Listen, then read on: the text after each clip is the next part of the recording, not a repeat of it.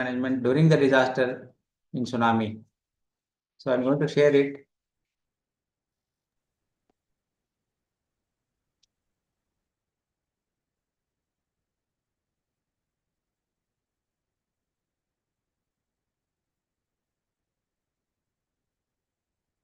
Is it visible to all of you?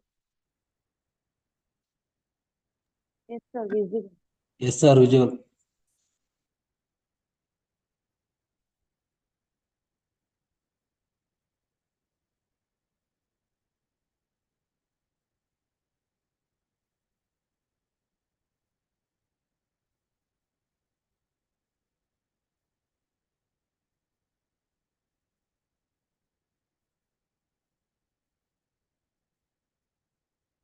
Conflicts from South Asia wreaked havoc in Tamil Nadu also.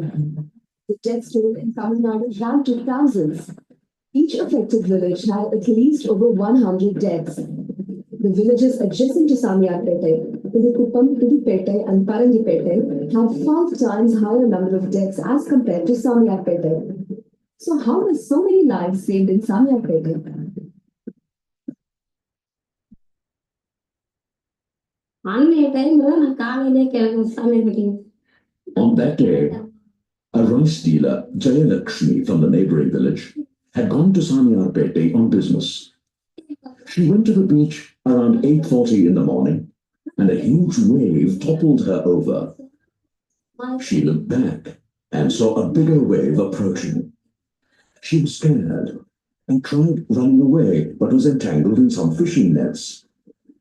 The wave crashed over her. Some villagers pulled her out of the water and put her on the boat. All around she saw people holding on to the trees to save their lives. She felt that she would survive as she was on a boat. But then the third wave. Anjappan, a local villager, saw the waves tossing Jayalakshmi around and called to her to hold on to a tree. As Jayalakshmi was being dragged back, Anjappan jumped from his tree and pulled her onto the slush. He immediately took her to the first aid center organized by the women. Jayalakshmi acknowledges that she is still alive only because of the prompt first aid given by the women of Samiyarpete. Das, his father and brother, had gone to fish very early in the morning. An inner instinct told them that something was very wrong. The sea was strangely. They decided to return to shore. As they returned, they saw a deserted beach with broken boats lying all around. Das was among 200 fishermen who had been warned in advance. They would have remained on the sea where they were safe. Das reached the shore after the second wave had wreaked havoc. His brother tried warning him.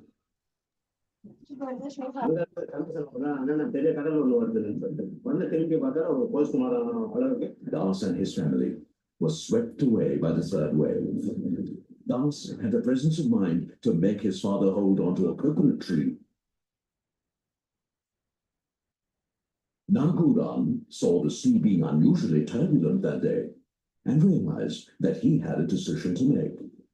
Either he could take care of his family or go and try to save his boats. He realized that his wife Ginja was perfectly capable of taking care of herself and their family. So he went to his boats.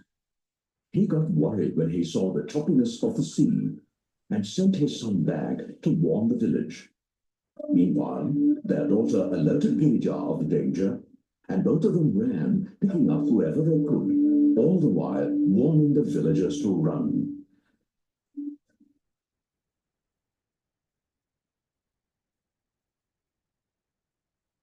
The action of Girija and the members of the warning group saved several villagers who otherwise might have been trapped inside their houses. As the waves receded, the men rushed into the sea to rescue as many lives as they could. With their boats broken, they were forced to resort to improvised rafts of plastic boxes, broken pieces of wood, empty barrels, cut logs of wood. Suddenly, each person remembered distinctly all that they were taught. What was initially a joke to them became a matter of life and death. Meanwhile, the women set up the first aid center near the round tunnel. As the men brought the victims back, the women would give immediate first aid before they rushed the patient to the hospitals. Each member of the community, man, woman, and child, were actively involved in handling the enormity of disaster. By the time help from outside reached them, the villagers realized that they had already saved 50 or 60 lives. எதிர்பாராத இந்த அலையில வந்து யாரையும் காப்பாற்றணுன்ற ஒரு பயம் இருந்தாலும் கூட எங்களுக்கு இந்த பயிற்சி வந்து துணிச்சலை எங்களுக்கு அந்த உண்டு பண்ணுச்சு. சரி, நமக்கு இப்படியெல்லாம் சொல்லி தந்தாங்க, இதெல்லாம் இப்படி பண்ணணும். அலை வந்து முடிஞ்ச பிறகு மயங்கி இருந்தவங்களையும் அடிப்பட்டவங்களையும் எந்த பயிற்சியாலும் நமக்கு கொடுத்தாங்களோ அந்த பயிற்சியை கொண்டு நாங்க மருத்துவமனைக்கு அழைச்சிட்டு போற வரைக்கும் எங்களால செய்ய முடிஞ்ச மருத்துவமனைக்கு அனுப்பிச்சோம். ஒரு பெண்ணுன்ற அவங்களுக்கு ஒரு துணிச்சலை கொடுத்தது, ஒரு நம்பிக்கை. அந்த பயிற்சினால ஒரு தைரியம் சார் உள்ள இருந்த ஒரு அந்த கூச்சம், அந்த ஒரு நம்ம ஒரு பெண்ணு 4 பேர் முன்னாடி போக கூடாதுன்னு ஒதுங்கி இல்லாம சமமா பெண்ணுக்கு ஆணுக்கு பெண்ணு சமமா. ஆனா ஆண்களுக்கு பயிற்சி கொடுத்தாங்க, ஆண்களும் இதுல ஈடுபட்டு செஞ்சாங்க. எல்லாரும் அவங்க சொன்னது பிரகாரம் எல்லாருமே திறமையா செய்து முடிச்சாங்க sir. We made comparison of Pudupeta, Pudukuppam and Samiyarpeta village. Even we have analyzed the number of deaths and the location of deaths, and all the data reveal clearly that this village, it was the variable which has worked is the training and capacity building of the people before the calamity. In any disaster, the maximum number of lives can be saved only in the first few minutes. And it is only the affected community which can best take care of itself until outside help arrive.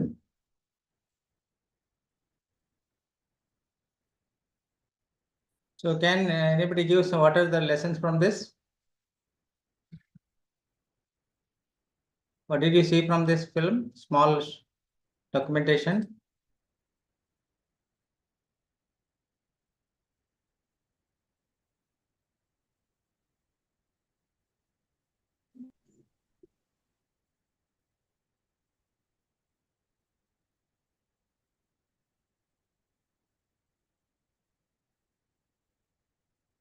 What is the film says?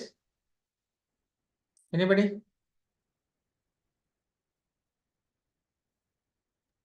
Please switch on your mic and speak. I told you in the beginning itself, there is a Prime Minister 10-point agenda in which women leadership should be given in disaster management. Just like there is a networking of universities and educational institutions for effective disaster management, women leadership is also one of them, one of the agendas. So could you illustrate what is the lesson learned from this small documentary?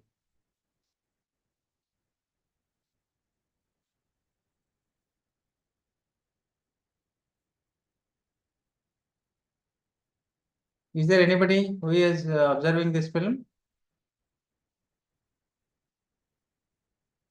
Hello? Yes, sir. Yes, sir. Yeah, please switch on your this one video also, audio video both. Yes, sir. Yeah, please speak, sir, so that others will also listen to you, hear you properly. Sir, it is a video of Tamil language, which showed the aftermath effect of the tsunami, sir. They were speaking what happened exactly, how things were going on. They were showing all those, they were telling their own experience regarding that, sir. So they Because said the voice was not that clear, but by their expressions, I could make out that they were telling how they survived. One clip audio was very visible for me, sir. That is, he forced his father to climb a palm tree, and that's how they survived. Those things I got to know, sir. Sir, So what I basically- uploaded. Hello. yeah, please go ahead. Sir, Nirman, what is with, Nirman, sir? Nirman, please. before So, in the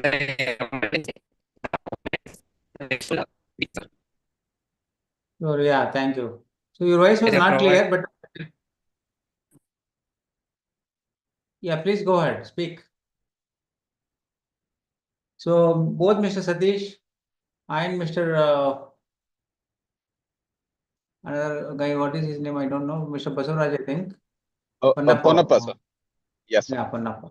Both of you spoke about the tsunami disaster and how they have rescued themselves during the tsunami.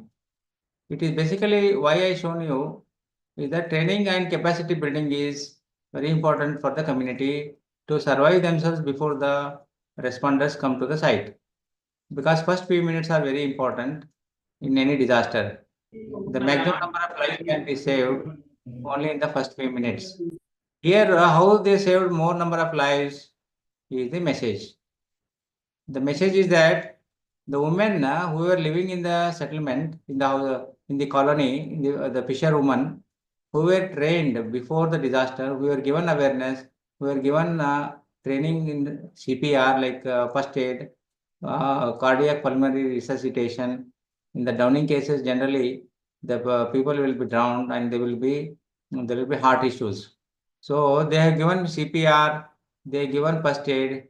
The women who were trained were actually working there and not the males. So the women could take out all the children, everybody out of the houses. Not only that, those who were drowned in the water, they could able to rescue them, give them first aid, and they could survive themselves.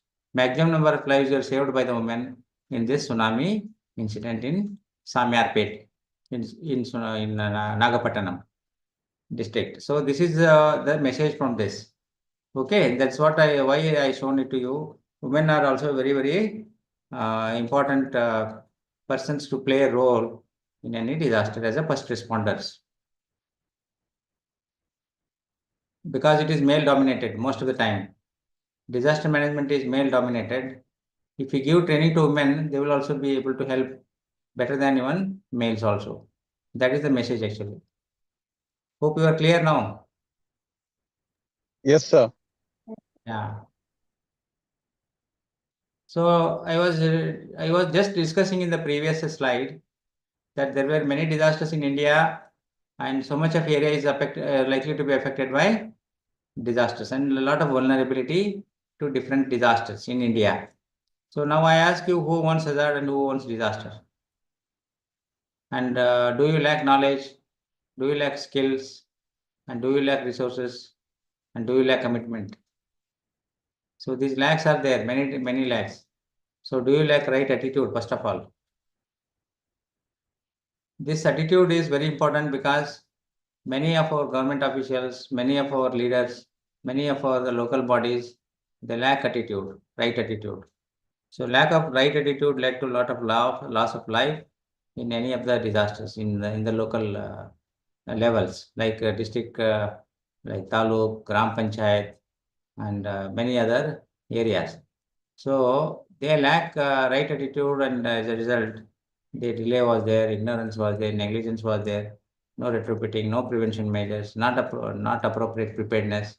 Only when there is a disaster, they used to go provide some relief compensation and forget the settlement there. So that led to many lives being lost in the last many years.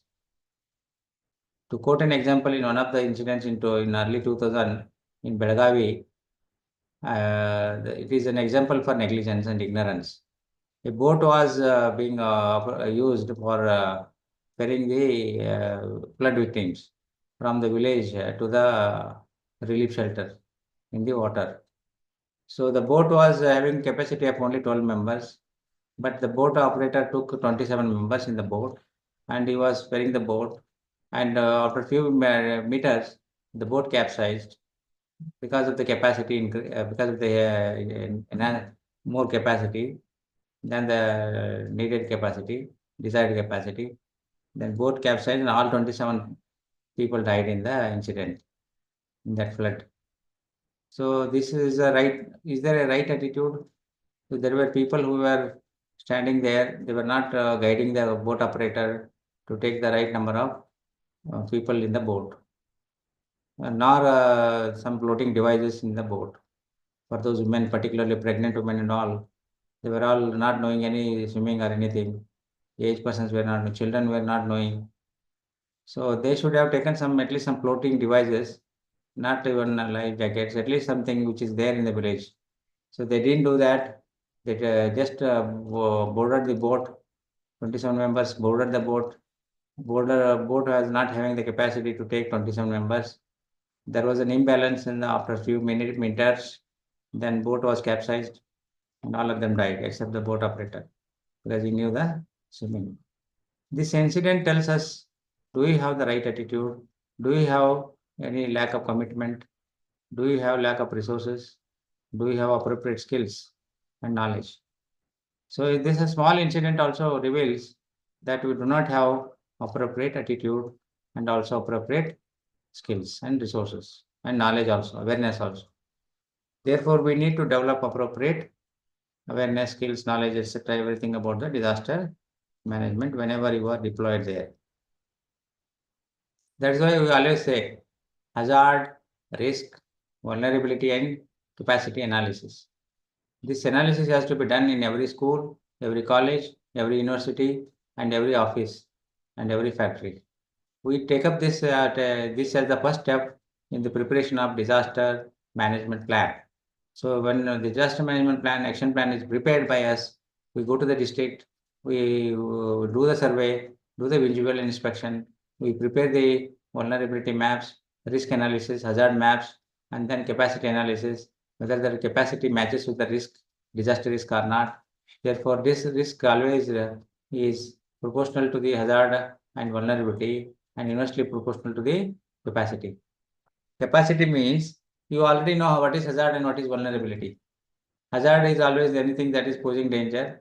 Vulnerability is the number of people, number of wild animals, number of venom cattle, or the area likely to be inundated, number of people likely to be injured, number of people likely to lose their life.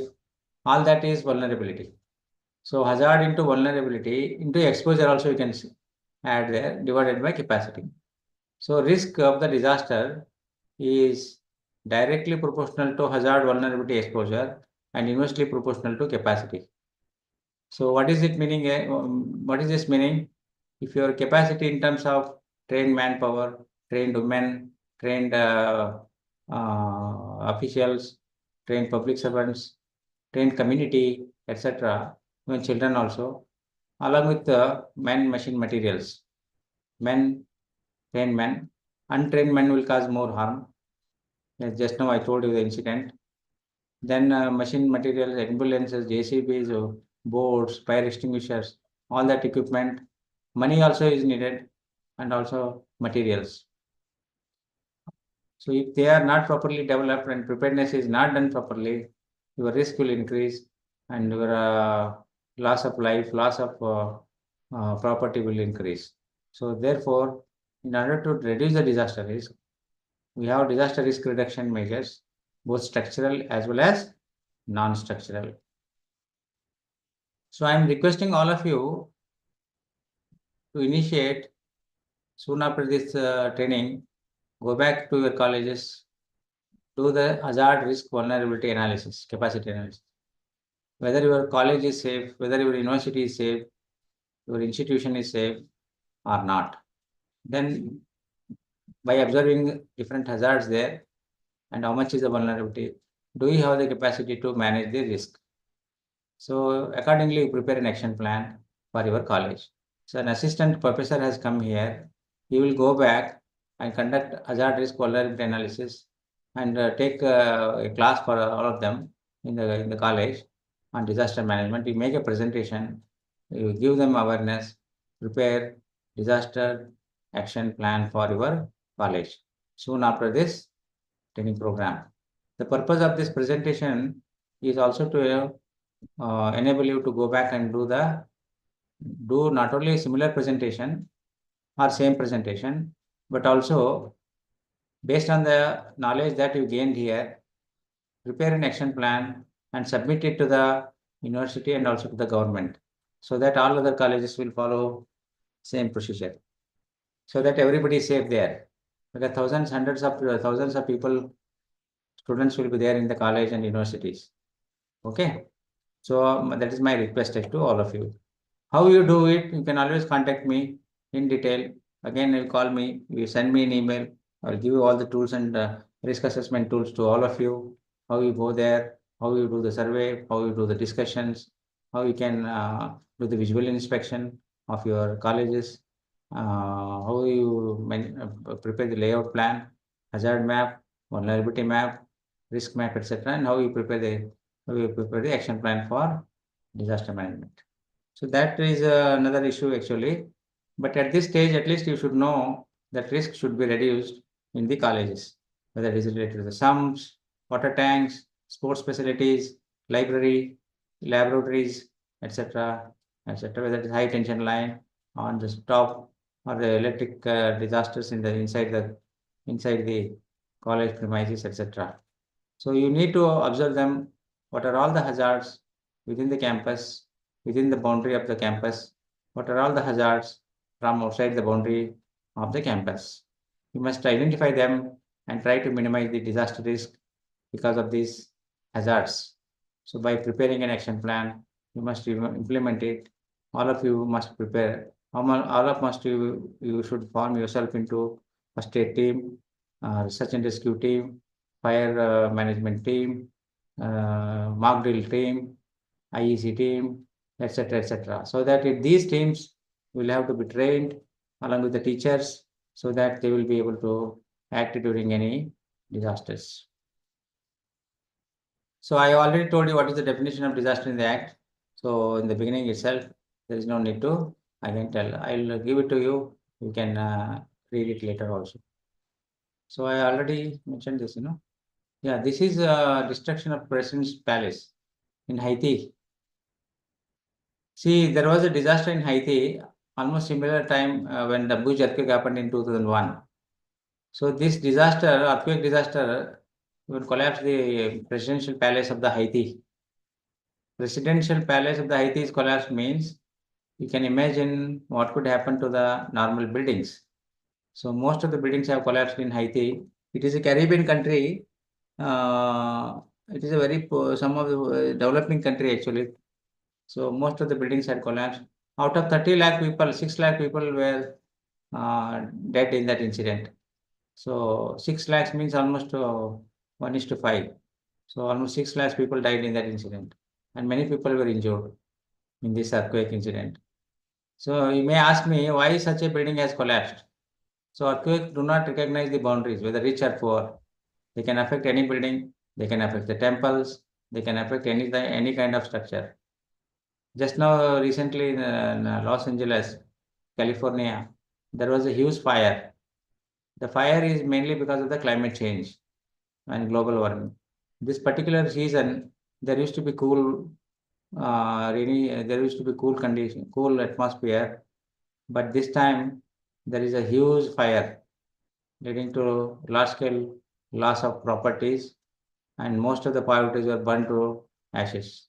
And many rich people bungalows were burnt actually, and they have all vacated the buildings. This is all because of the climate change. So climate change events are happening, severe events are happening across the globe, not only in India, but across the globe. So even after 3 years also they were doing this, citizens, research and rescue operations. In India, in Bhuj, at the same time Bhuj earthquake also happened, but they recovered in within few days. Within a few days means 1 week, most of the services were recovered, brought to normalcy. But here, they were digging the soil, digging the debris even after 2 years also in this Caribbean country, Haiti. So there is a stark difference between Haiti and India and Japan. Japan is much ahead of us, while we are ahead of many other developing countries. So this is what was the situation there. One fire incident can happen along with the earthquake also, because earthquake can create multiple hazards. Like fire incident has happened here because of the collapse of the building, collapse of the industrial establishment. There were chemicals gases, etc. Most of it is burnt, or it is now burning there, caught fire and it is burning. So there can be multiple disasters due to one disaster. Chain reaction will be there.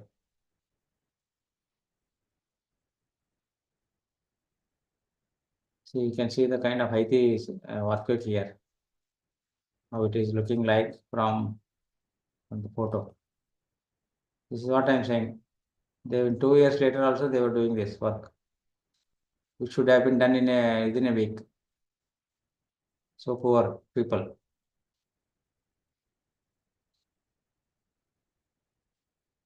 So in Karnataka, let us come to a little bit about Karnataka also. What are the different, because most of you are from Karnataka. It is applicable to other West Bengal friends also. So we have recently Kodagu disaster here in 18. I have not mentioned 23, 24. There were about 223 taluks in Karnataka were declared as drought affected. Severe drought there last year. And then we have bus fall, temple prasad poisoning in one of the temples here in Chamarajanagar near Mysore. Car park fire in Aero India. Dharwad building collapse in Dharwad. Bandipur forest fire in Western Ghats. Chamundi Hill fire, forest fire. And many disasters have happened. I have not listed all of them here.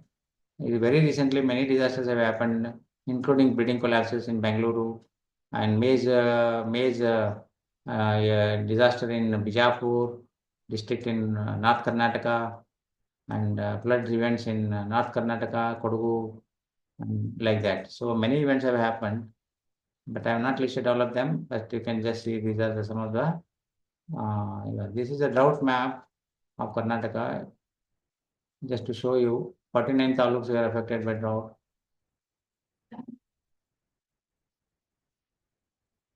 Again, similarly, in 2019, this is a flood map actually.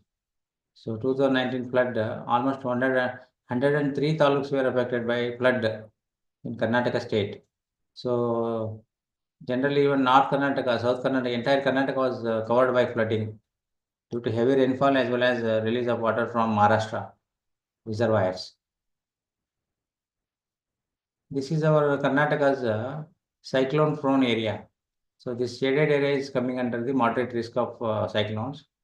Otherwise, Karnataka is relatively safe as compared to West Bengal, Odisha, Tamil Nadu, and Andhra Pradesh also.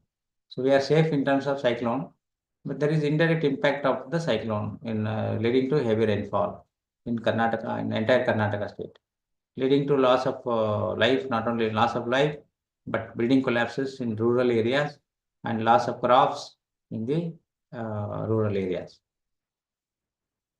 This is Karnataka experiences not only heavy rainfall, but also shortfall in the rainfall. So if our average rainfall is about 800 mm, Karnataka's average rainfall is around 800 mm, we get more rainfall as well as less rainfall also. Whenever there is a less rainfall from the normal rainfall, we declare most of the time many taluks as drought affected. Whenever there is a heavy rainfall, we declare them as flood affected. These are the two important disasters always there in Karnataka. Now landslide is also added, and cyclones are also added, and many other disasters have been added to our list. This is seismic activities in different districts in Karnataka. So seismic activity means only tremors are reported, not really a big earthquake. So this is only tremors being observed in different districts. We have about 14 stations established in different districts in Karnataka to assess the tremors in different areas. So seismic activities are being monitored in Karnataka state, so that we can ensure that people are aware of the earthquake tremors and earthquake impact. This is the seismic map of Karnataka state. So it starts from Bidar. This pink color is there. No, this area is under moderate risk of the earthquake. So we can expect about 6.9 on the Richter scale in this pink color, and remaining Karnataka area, about 80% of our area is in the low risk zone. So Karnataka is relatively safe as compared to northern belt of India. like northeastern states or Gangetic belt. So Karnataka is relatively safe in terms of earthquake. Only 22% of our area is vulnerable to moderate earthquake risk. So these are the heavy rainfall, hailstorm leading to loss of crops. You know, hailstorm that has caused the loss of crops here. You can see the areca papaya garden being damaged, and then uprooted areca nut here. A jawar crop completely fell into the ground. Then other different crops. So the cotton, actually everything is lost there. So many even grapes also. So it all vanished actually during the hailstorm. You can see the kind of man-animal conflicts in Karnataka. This elephant came to the Mysore city and it killed one security guard. So this type of elephant menace is also there in and around Mysore region. In this Western Ghats like Chikmagalur, Mysore, Hassan, Chikmagalur, Bandipur, and Nagarhole elephant corridor. Why they are coming here? That they may not get the amount of food there inside. There are nowadays we have reported that there are more alien species. Local species are extinguished there, and alien species are taking like lantana and all. So even local trees, plants are getting eroded there, and they don't get the right food also. These elephants and other. So they just come to human habitat and doing all this type of problems. Not only crops, but even human beings are also being attacked by the elephants. This is the corridor, actually, elephant corridor in Karnataka. This is Bandipur Tiger Reserve. So they have their own buffer zone and corridor, but they are entering the human habitat here. So number of in the last 5 years, what happened here? So you can see elephant attacks, human deaths due to elephant attack. Elephant attacks, tiger attacks, leopard attack, bison, crocodile, sloth bear, wolf, deer, wild pig. If you see, the maximum number of human deaths have taken place due to elephant attacks only, comparing to other animals. So even you can see the animal deaths also, wild animal deaths due to human attacks. So which is again elephants only, you can see here. Compared to all other years, when you compare all the years, maximum number of deaths are happening due to elephant attacks. Elephant deaths are more as compared to tiger and leopard deaths. See here, 134 due to natural and unnatural also there. What do you mean by natural deaths? What is this? Unnatural? Unnatural deaths may be due to poisoning. Anybody will say something? Unnatural deaths may be due to poisoning by the human beings. Whenever they go and whenever they go and go inside the coffee estate or the crops, sugarcane, etc., they'll poison them in the food, and also sometimes they shoot them, and also they electrocute them. Also, these are the natural deaths. Okay, so these are also man-made. This is basically human animal conflicts are also increasing nowadays due to so many reasons, due to encroachment of the forest, degradation of the forest, not insufficient food in the forest. Everything is causing the human-animal conflicts. You can see the pictures here. So these are attacks by the human deaths by the elephant in Gundlupete Taluk. You see how they are attacked here. Not only human beings, but also sugarcane, etc., being lost. Even here, banana crop completely destroyed by the elephants. While they are moving, they just destroy everything there on the way. Now I come to the Kodagu disaster, one of the major disasters in 2018 and 19. This year it has didn't cause any losses, but 2018 and 19 were severe events there, landslide events in Kodagu district in Karnataka. It is in Western Ghats. So you can see the kind of disaster here. So I'll explain later on this incident, how it has happened, and all these Western Ghats districts are experiencing landslides and floods every year now, almost every year. So I told you, 23 taluks in Karnataka are affected by landslides every year. Under them, Chikmagaluru, Hassan, Dakshina Kannada, Kodagu, they are even Shivamogga also. So all of them come under this. Road accidents are also increasing every year in Karnataka. Bangalore experiences maximum number of accidents. Industrial accidents are also there in Karnataka, just to show you. These are the vulnerable areas to industrial disasters, chemical disasters in Karnataka state. So you should know the vulnerability of Karnataka where such type of disasters are happening. This is a drought, see a picture of the drought in Karnataka, in Bijapur district. How this pomegranate is completely dried up due to lack of rain. You can see the kolar, this mango orchid is completely dried up, almost getting dried due to lack of due to insufficient water rainfall. In Bijapur itself completely dried, it is a reservoir, so no water at all. People are struggling to get the drinking water in northern Karnataka. So this is the problem.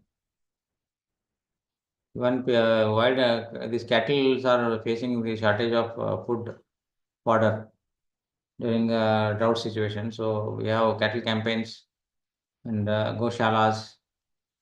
All these things are set up by the government. But there are many animals which are suffering without fodder also many times. If that is the drought, then what about the flood? Cattle are also floating on the water here during flood in 2005 flood. It is happening almost every year. Last 2018-19 also it happened. Cattle are floating in the water due to heavy flood in Jamkhandi in Bagalkote district in Karnataka. Hailstorm I told you, just now. These are district frequently experiencing hailstorms.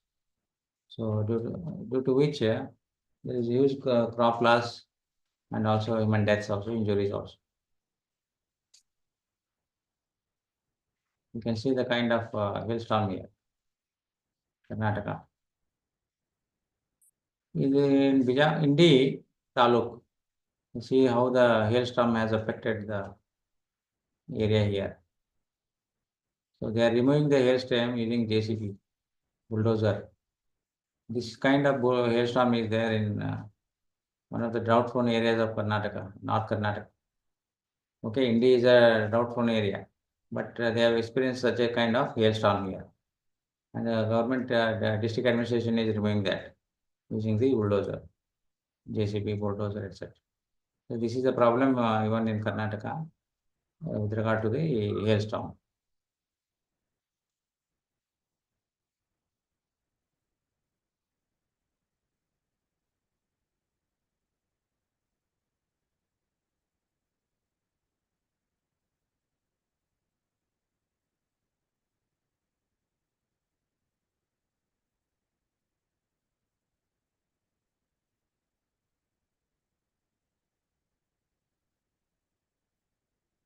So here I want to show you, tell you one example of building collapse in Ballari. It happened in 2010 actually. One case study I wanted to share with you, how the disaster was managed. Soon after the building collapsed, early morning at 6:30 a.m. on 26th of January. So it happened actually, building collapsed. Very multi-story building has collapsed. Ground first and second floors were completely collapsed like a pancake. So third, fourth, fifth floor were resting on the collapsed portion. So they were also badly damaged. How it was managed by the local authorities? So this is the photos of the building collapse in Ballari. It's like, pancake collapse it is. Pancake pattern. So there were many deaths actually in the building. It was operated for 9 days actually, continuously. NDRF team came there. You can see their NDRF.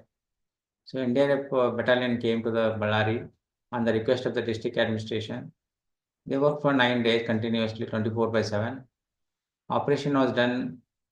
4 operational teams were formed, and 8 hours operational period. So all 4 teams were working 24/7. So they have even on the 9th day also there was a live person, one dog was there, well alive, and they rescued them on the 9th day in the debris.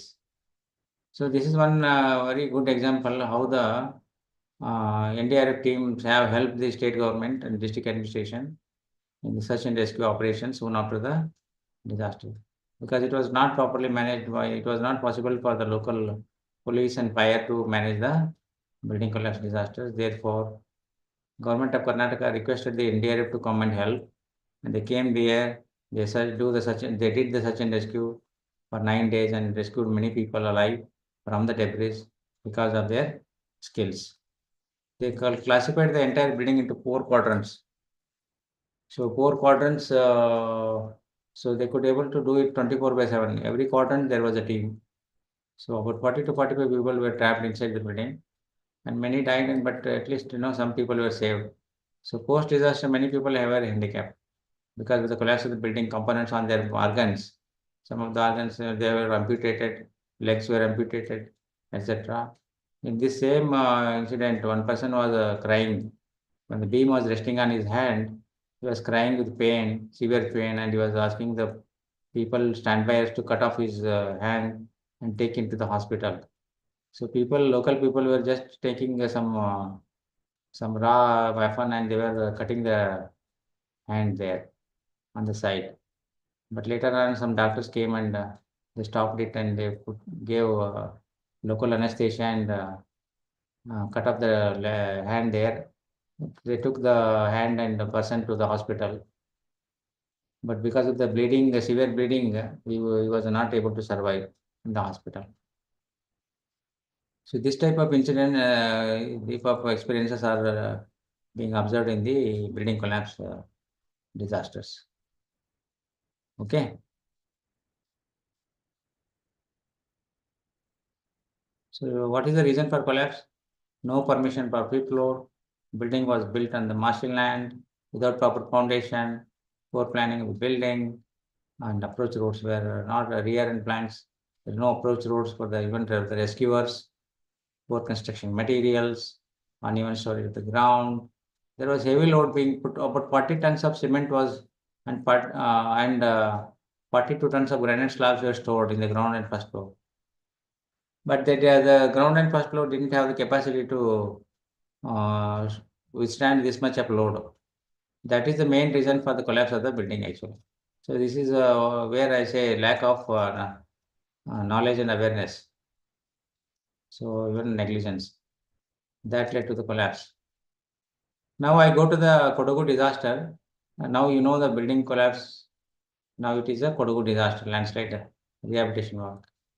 I'll show you this is the Kodagu disaster due to heavy landslides and floods. SDRF, NDRF, everybody was there. This lady was she was unwilling to come out of the house. She slept for another 5 minutes in the house, she could have been killed because her house just collapsed after 5 minutes. This person went there immediately and rescued her. So otherwise, she would have been killed in the building. Such type of protest will be there in the buildings, houses, by the old people, sometimes my family members. They don't want to come out of the houses, irrespective of the type of problem there.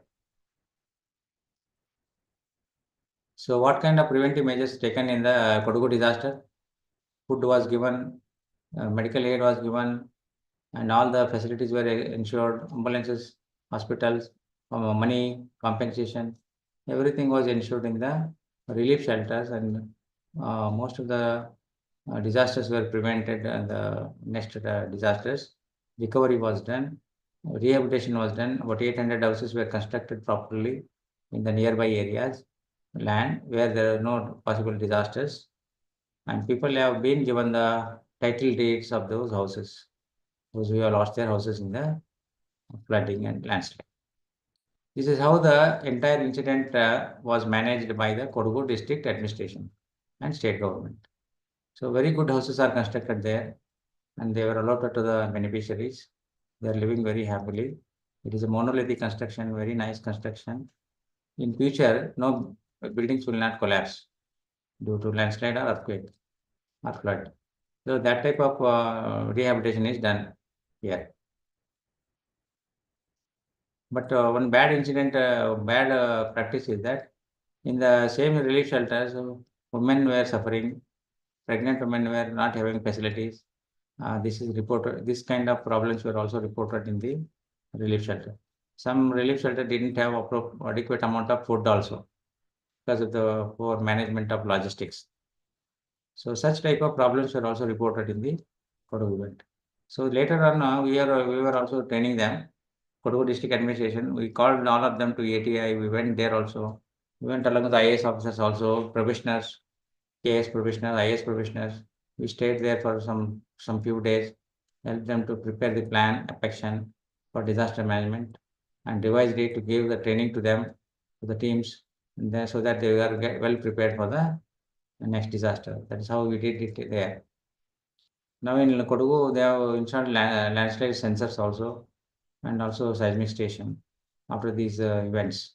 So this is how the state government is initiating some efforts to reduce the disaster risks. So this is how the preventive recovery and preventive measures are taken now. Yeah. Now I close that Kodagu disaster. Now it is a Bangalore urban flood disaster. So every year flood is happening in Bangalore. Even if it is there is 70-80 mm rainfall, in a day there is a flood. So you can please see this is very important actually. Urban floods are happening almost everywhere. So this is in Bangalore city. Why flood is happening in urban areas?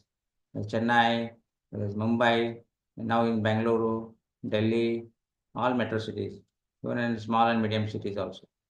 What are the causes of urban flood? You can see the kind of problem here. You can see here. So the solid waste being dumped in the stormwater drains, not allowing free flow of water, constructing such manholes which will prevent free flow of water in the drains, stormwater drains, encroachment of stormwater drains. Here, this water was going inside the bathrooms here, from here, including the sewage also. Sewage is also mixed here in the stormwater. It's going inside the bathroom, and there were snakes also inside the bathroom. So this is the problem in Bangalore city, some of the areas. See the encroachment here, illegal encroachment in urban areas. So this is a stormwater drain, but they have encroached it. What will happen is they will not allow the free flow of water, will rise immediately and it will cause flooding. Illegal shopping complexes on the stormwater drains would prevent the free flow of water as well as cross-sectional area of the flow. Here, how they encroached and constructed such temporary buildings without any planning or any design. Just they constructed, they may collapse also. This is also one of the reasons why you can see the reason. If you say there is no free flow of water, why? Because so many organizations have laid down pipelines, water lines, mobile lines, electric lines, telephone lines, etc., etc. Even BSWSSB also, Bangalore Water Supply and Drainage Sewerage Board, they have also laid such a big pipeline. So if you lay such type of some obstructions like this, water will not flow during rainy season, and it will obstruct the flow of water, and then there will be floods in and around that area. So what do you think are the other reasons in Bangalore? Anybody? Other than encroachment of the stormwater drains like this, what could be the possible reasons, and what could be the one or two possible solutions? And can anybody illustrate? One of you. Is there a life in urban area or not in future? In some of the areas will be totally inundated. That is the prediction being made, whether it is Bangalore or any other area. One solution, can you tell? There is a long-standing problem of flooding in Bangalore. Is there any long-lasting solution to this problem? Can anybody Proper just tell me management anything? of sewage. Proper management of sewage.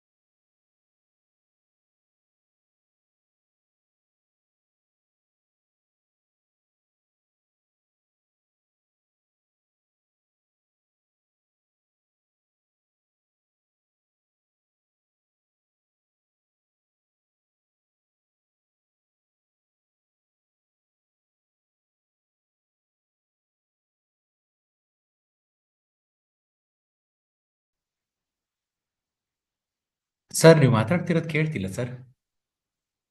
Something is wrong I think.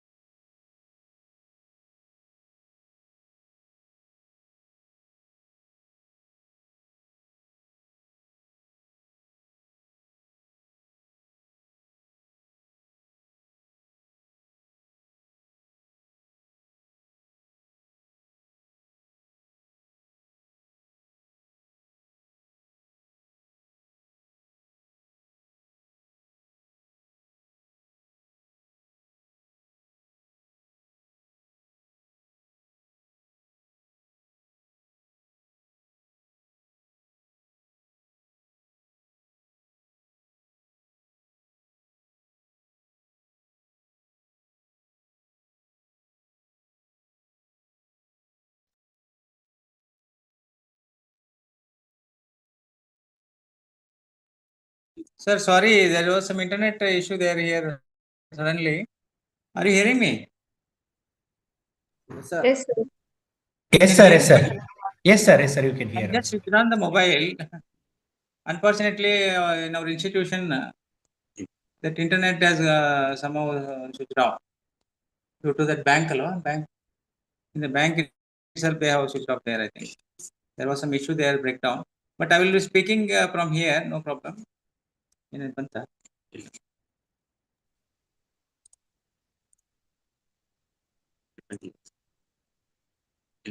So can I speak now?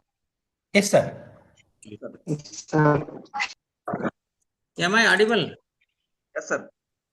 Yes, sir. Yes, sir. Yeah, audible. So I'm just speaking from the mobile only, but I'm No unable problem. to show the PowerPoint. I will send the PowerPoint to all of you. Please go through that and you can deliver similar presentation in your colleges. Okay, I hope you will do that. Okay, okay, it's coming anyway. It is come back. I will open the same thing, the computer.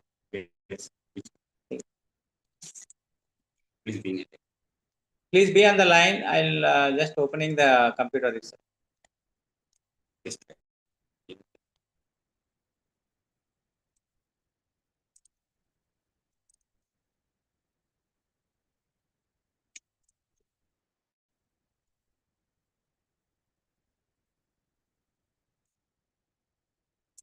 Slow.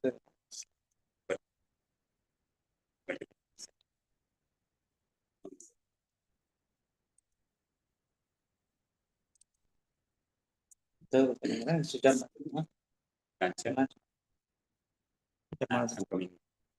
I'm switching it off and I'm going into the main computer.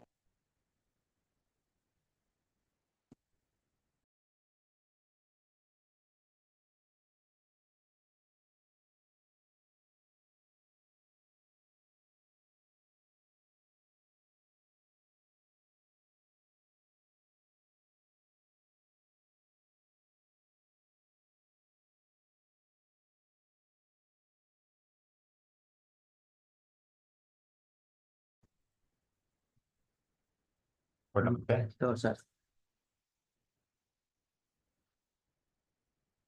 So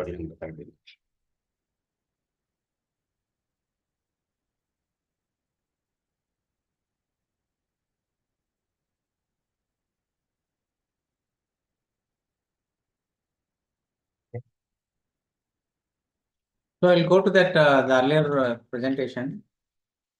Now it is visible. Yes, sir. Okay.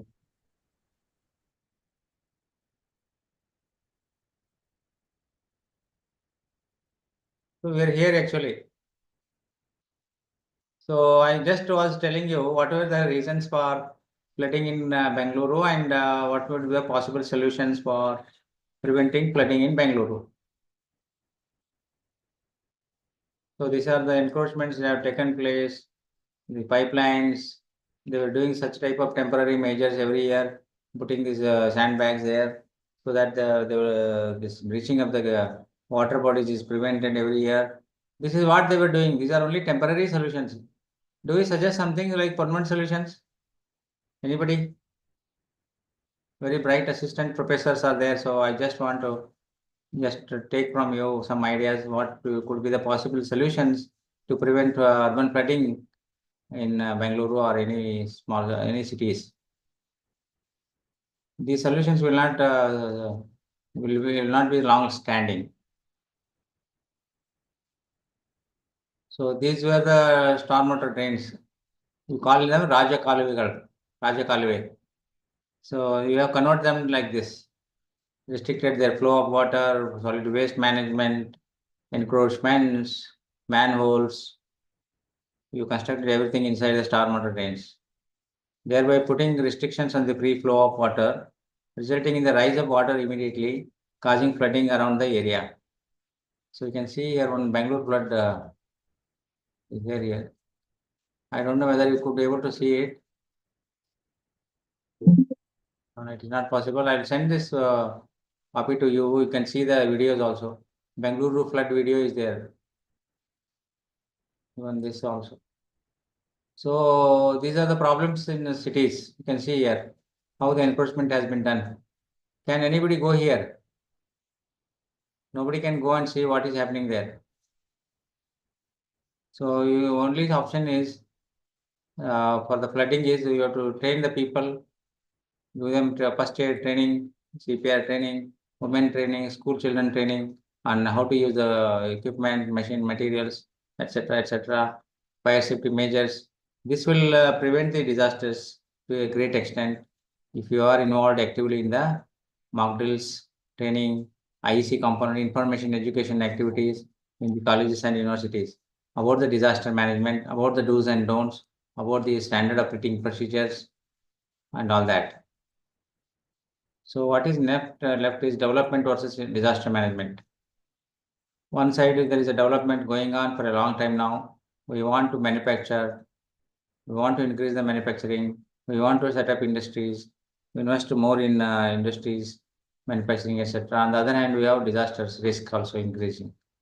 So as you increase the development, we also should see the disaster risk reduction also in the development programs. Therefore, Government of India is always telling us to assess the disaster risk in every development project. Suppose there is a housing project, housing scheme is there, like many housing schemes are coming. What is the disaster risk reduction in the housing scheme? Can anybody tell? Housing project is a development scheme. How are you going to take the disaster risk reduction measure there in the housing project? If it is built in the Kodagu district or Bidar district, can anybody?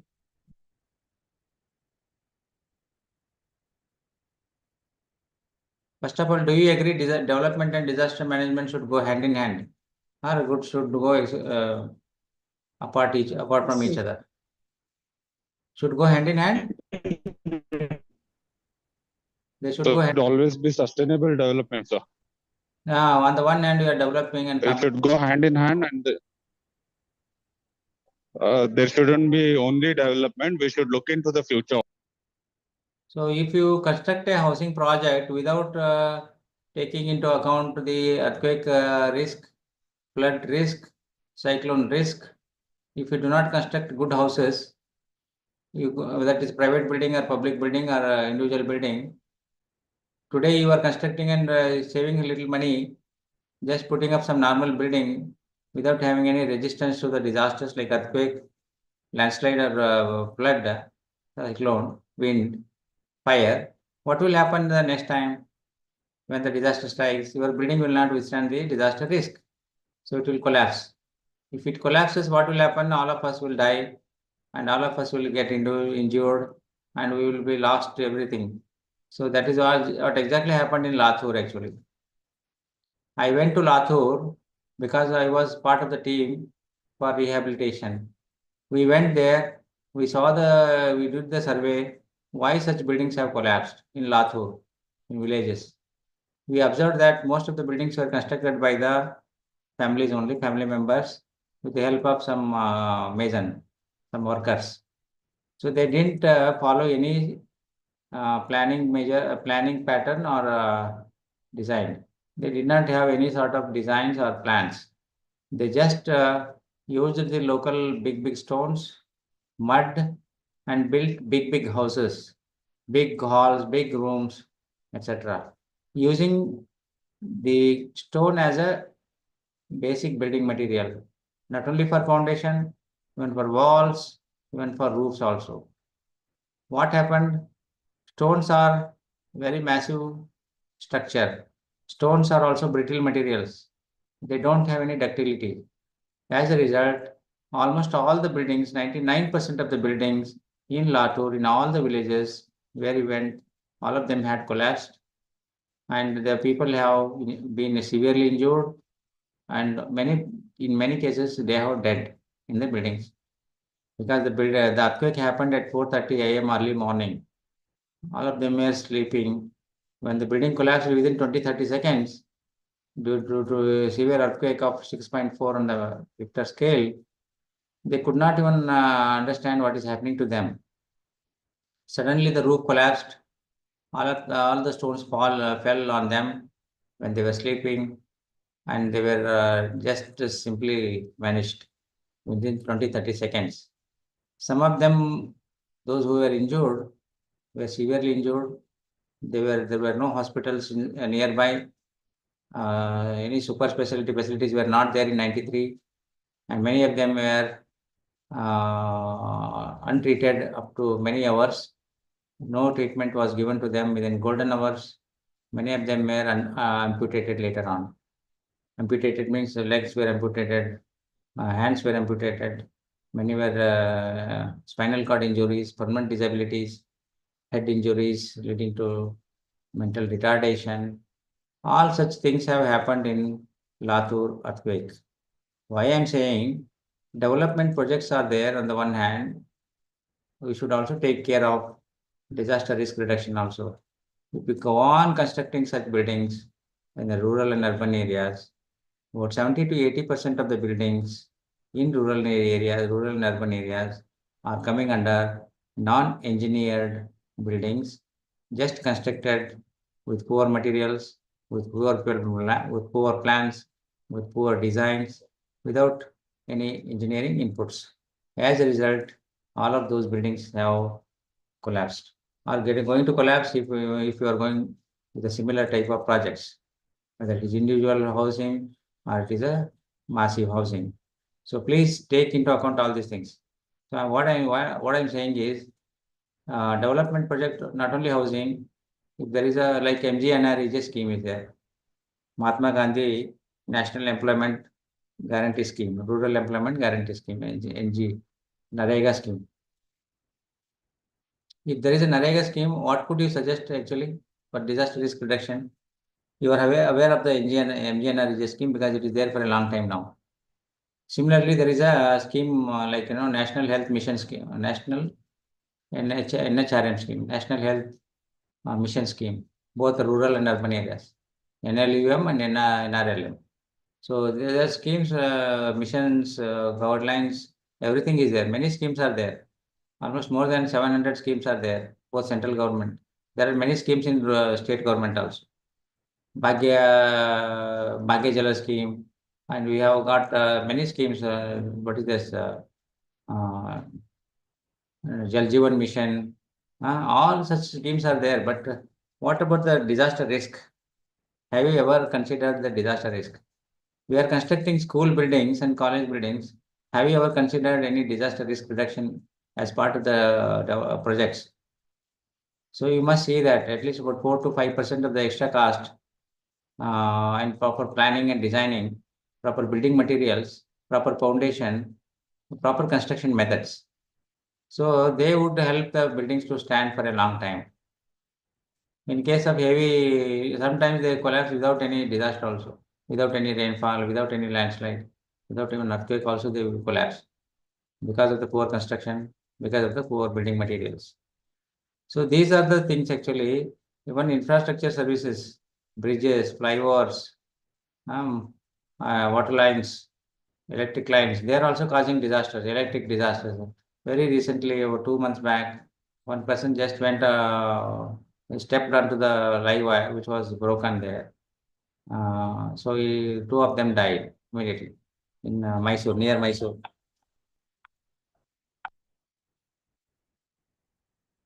They just died near Mysore itself, in T Narsipur area. So why it is happening?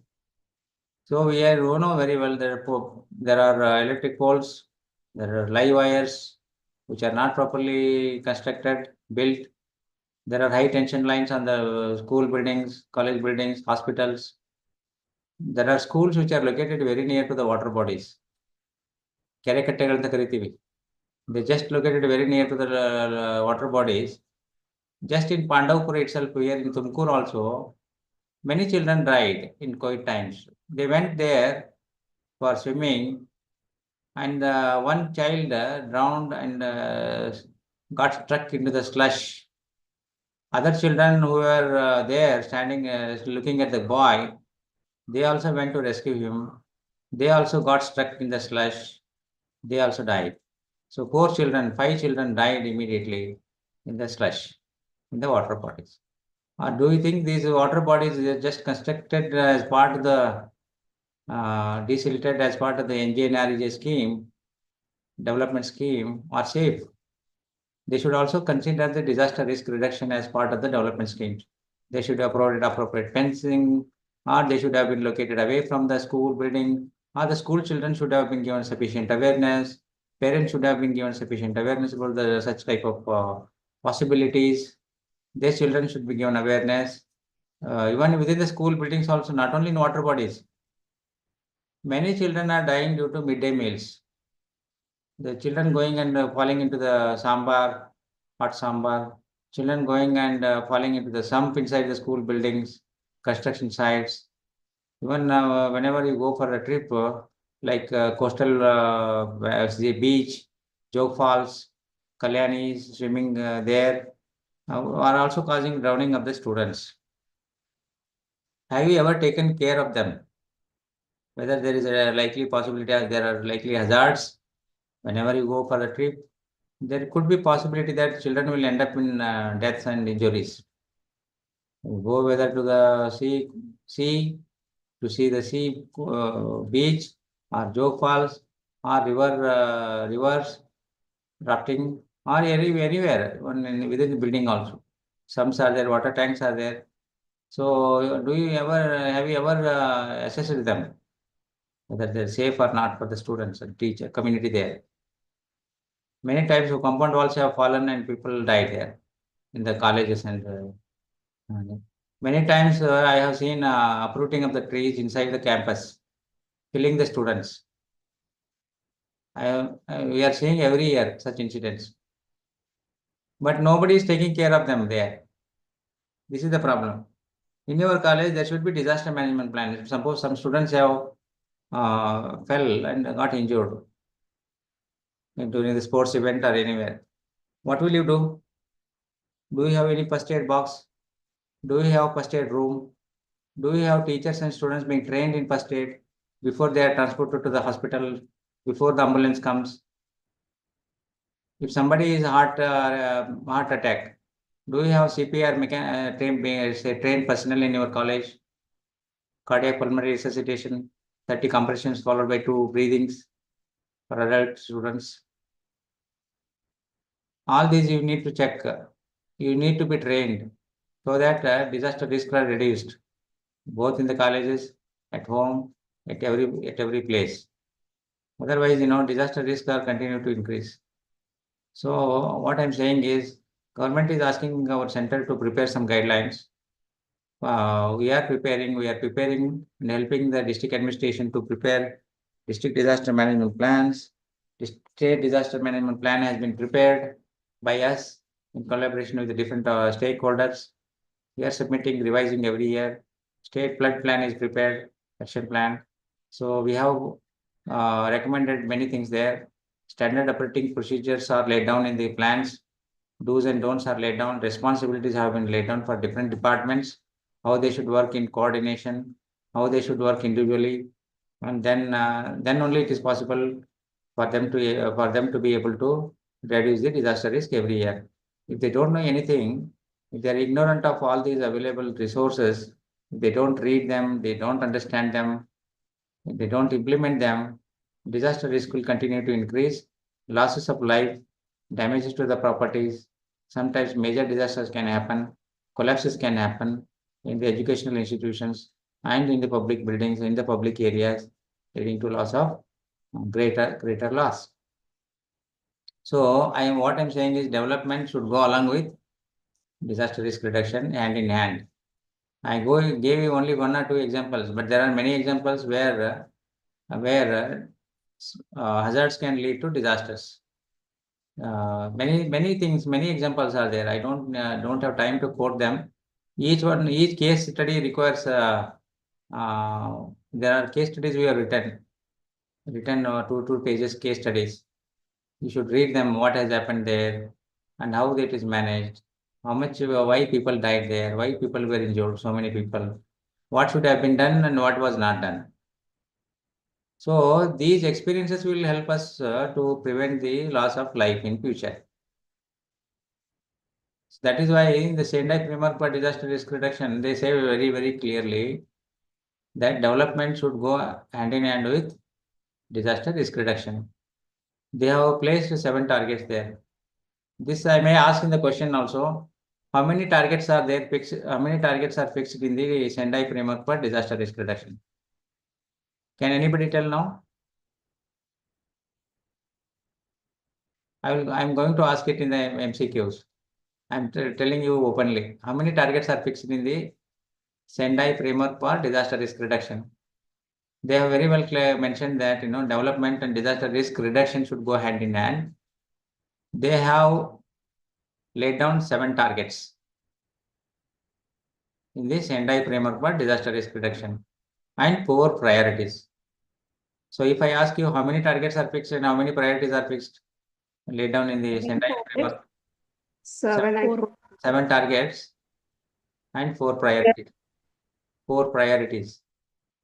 So among the 7 targets, they have very well mentioned that disaster risk reduction should be such that number of people dying due to disasters every year per lakh population should be reduced every year. Similarly, number of injured people in disasters per lakh population should be reduced every year. How much it is reduced? Similarly, economic loss in the cities and rural areas, how much economic loss is there due to different disasters? Economic loss and also infrastructure loss. Infrastructure means that whatever roads, transportation, telephone lines, all those water, electricity, etc., hospital. So what is the loss due to the loss of infrastructure? What is the loss due to the infrastructure damage and infrastructure damage? That also is monitored. So these 7 targets are having these type of these types of items. So loss of life, 4 lakh population, loss of injured, 4 lakh population, economic loss, then infrastructure loss, and then international cooperation should increase, they said, one more target. Like India is having collaboration with how many countries for disaster risk reduction? There are many countries we are having collaboration. Japan is collaborated with us, Australia is collaborated with us, even neighboring countries also, some of them, and many USA is also with us, Russia was with us. Like though many countries are helping each other during disaster risk reduction. Whenever there is a disaster, they will help us. We will also help them. You may be knowing we had gone to what is that recent earthquake was happened, so Turkey, our country went there. Sri Lanka disaster happened, we went there and helped them. So like Nepal disaster happened, earthquake, we went there and helped them in 2015. Like that, whenever there is a disaster, all countries should increase their cooperation, coordination. That if you increase it, then they are monitoring. What is the target and how you are monitoring it? Okay. I told you in the morning, there is NDMIS, National Disaster Information Management System. NDMI, National Disaster Management Information System. So in that, there is a portal in the Ministry of Home Affairs, Government of India. We are every state government is uploading the losses and damages in the even expenditure incurred on the search and rescue operation, relief, etc. All of that is being uploaded onto the portal, and overall losses and damages, amount of expenditure, and everything is monitored. What is the cooperation and how the capacity building is being taken up in the country, training, IEC, etc. All those 7 targets are monitored in the NDMIS, and it is compared to other countries, where we stand, whether we are below the other countries or above the other countries in terms of ranking. So this is how the ranking is being done internationally under the Sendai framework for disaster risk reduction, and we are judged based on the losses and damages every year. Suppose last year it was 50% loss. Then this year it is 40%. That means 10% you are reducing the disaster risk. So every year you have to reduce the disaster risk by at least 5%, 10%, so that by 2015 by 2030, between these 15 years, 2015 to 2030, disaster risk should be reduced to the minimum, maybe zero only. So they said zero tolerance should be there in every country. So otherwise, what happens is if you do not you go with the development and don't take care of the disaster risk reduction, this will happen. So I am going in the one day, and this is going in the other way. So both will be in the opposite direction. And whatever you do, whenever there is a disaster, everything will vanish.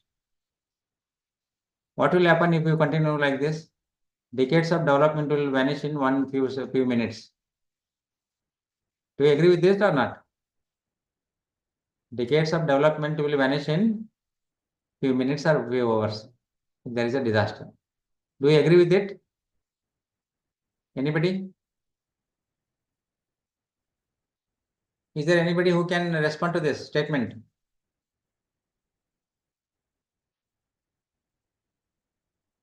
Can I ask Dr. Basava Rajeshwari, madam? You Yes, please sir. check your thing, audio, video. Why? Don't be silent. You also should interact. Yeah. Now you speak. Please speak. Anybody can speak. Not necessarily. I said decades of development in terms of infrastructure, in terms of any other thing. Decades of economic development, infrastructure development will disappear within few hours of disasters. Do you agree or not? Yes, sir. Definitely, sir. That's what I Definitely. wanted. So please, what is your suggestion for that? What are you going to suggest? Sir, any development should be done considering the environment, sir. So climate change, environment degradation, environmental degradation. We have to avoid anthropogenic activities like mining, deforestation, and real estate business by cutting the trees and Any other thing? Okay, mining is very good. Actually, mining is required. At the same time, in Sanduru recently, what is the controversy? You are all aware that polluted the entire area there, and a lot of pollution led to cancers and such type of diseases to the community. They can't grow any crops there. So, what is the option left to us them in the area, in Ballari area, in Sandur? This was a controversy in Karnataka very recently between government of India mining and is going on. in mining. The only option available to them is development is also required. We cannot arrest the development, but development is required. Along with that, what is required? More plantation is required. More plantation. More plantation. Good. More plantation is required, even more than the other existing plantation. And even what kind proper of management of sewage, sir. that is also there? Effluent, yes, but then pollutants. Then how do you arrest the pollutants? How do you minimize the pollutants there? Air pollution, and By fixing some of the filters to factories and other. So what we are suggesting them is recently government of Karnataka started one project called plantation of cashew plantation. Cashew plantation will absorb more pollutants, air pollutants. If you are aware of that, it's good actually. Cashew plantation will not only be cash crop, but also will absorb more pollutants, air pollutants, etc. So that cashew plantation is being proposed there now around that area. So more and more cashew plantation will reduce the air pollution. So this is being suggested there in Ballari area, in Sanduri area, due to mining activity. So that is what I just wanted to tell you, that mining is also is required, but at the same time, you should also arrest the pollution in that area. Okay, by doing such kind of plantation. Actually, we are from Ballari region only, sir. Wow. But illegally we are doing mining, sir, in Sandur places. Which kind of plantation they are doing now? No, not adequate plantation, no. So overall tree species we are planting. What the horticulture department and agriculture department, they are also starting the project there, helping the farmers to grow cashew plantation. So please remember that And is they are providing the free plants to plantation. farmers and all. They are Without encouraging any that. cost. Yeah, sir. The horticulture mission is there, no? Horticulture department, they are doing that. So just I wanted to tell you that how they are doing it. This is one of the mitigation measure, I can say. Mitigation should also be there, no? At the same time. That's what I'm saying. Suppose any other things, can you tell similarly? If there is any other development and what could be the possible, if suppose you are constructing hospitals, suppose hospitals, how they should be? What kind of disaster risk reduction should be there in hospitals? Hospitals have to treat the patients, First of all, they have to treat regular patients. They should also treat disaster patients. If they are unable to treat both of them properly and unable to provide facilities, unable to plan them properly, unable to provide facilities inside the hospital, there will be more disaster risk. Because They have to maintain. the hospital They itself. have to maintain. Which one? They have to maintain hygienics, sir, in order to avoid the pandemic disease. So they should have all these facilities, bomb drills being conducted, buildings should be properly erected. If there is no burn ward, there is no triage management place, there is no other wards, disaster wards, there is no facilities inside the hospital. All the massive injured persons will be brought into the hospital, government hospitals. If there is no doctors, no facilities, proper facilities, no wards, proper wards, then what will happen? More deaths will be there, more injured people will die. That is what has happened in many cases. I told you, Latur also it happened. Even in many hospitals also it is happening. If the hospital is not fireproof, what will happen? Kolkata incident happened, the entire hospital burnt. Many children, kids, many newborns, many mother who delivered the babies, they also died. So this is going to happen. Okay. That is very small thing, but they didn't identify where the fire will take place. Maybe it is generator, maybe AC, maybe the computers, electrical wiring, improper electric wiring. All these things will lead to disasters in the hospitals. So these things, they should also prepare hospital disaster management action plan, mock drill regularly, see what are the gaps in the hospital in terms of disaster risk reduction.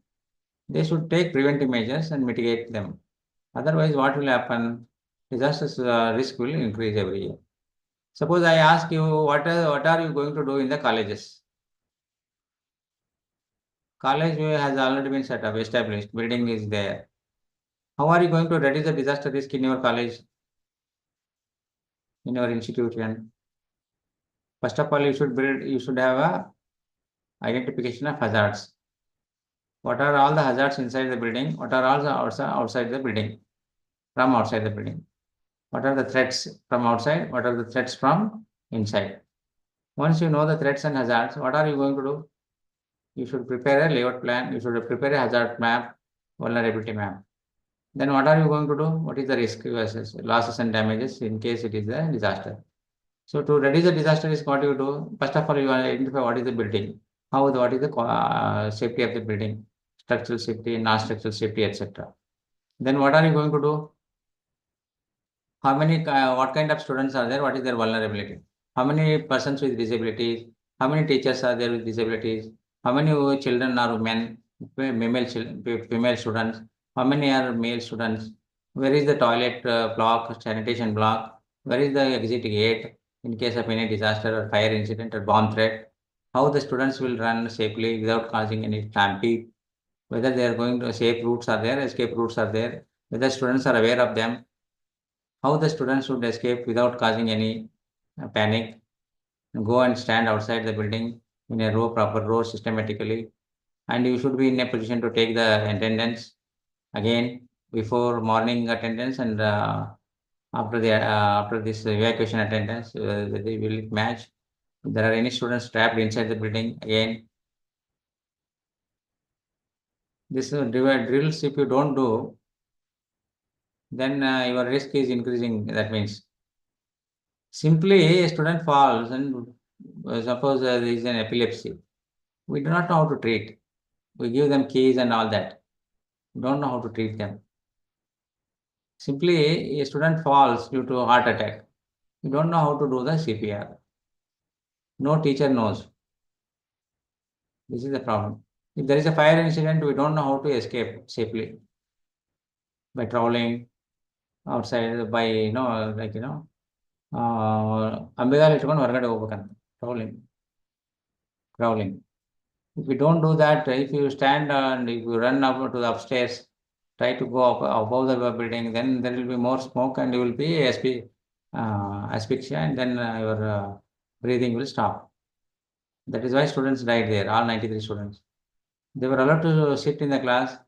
No teacher told them to go out of the building immediately. All teachers escaped from the building, leaving all the students inside the classroom. They just, their breathing stopped and they died due to the smoke. So you must see what are all the hazards from inside the building, from outside the building. It can be outside the building, anything it may be. Communal violence can be there. Festival related disasters there can be there. Water bodies can be there near the building, where students can go and swim there. Drowning cannot be possible. Any electrical hazards there inside the building due to high tension line or overhanging wires, live wires. Whether your laboratory is safe, chemicals are stored properly, fixed properly, library is safe, whether there is any catching of the possibility of fire in the library building, staircase is safe or not for the female children, your sanitation block is safe for the female children, is there any illumination, proper illumination, lighting, ventilation, etc., whether the proper exit gates are laid or not, is there only one gate, exit gate, in case of any incident, how many exit gates are required for how many classrooms, which classroom should escape from which escape route. Have you done all these exercises in colleges? You please check after going from this class. As an assistant professor, you are most youngest man, maybe in the college, youngest teacher. You can do a great thing for the college after this awareness in this session. You can reform yourself. You can reform the entire college and make it disaster free. Starting from uprooting of the trees, identification of the trees, identifying compound wall, security. There can be drug trafficking, there can be possibility of ragging, there can be possibility of kidnapping of the children, there can be possibility of protest, strikes, fights among the children communities. So all this is possible actually. If you are actually genuinely, if you are doing some work in the college, you can do a lot of things in the college. You can improve the college safety, student safety, teacher safety, everybody's safety. If you want to be disaster-free college, if you want to be disaster-free university, please go and work properly, genuinely, with all the good intentions, prepare an action plan, mock drill it every year, every 3 months, do some IEC component competitions, etc., among the children, among the students, make them aware. A student who is aware can also give awareness to their parents and other community. So with this, I would like to end this session. I think this is one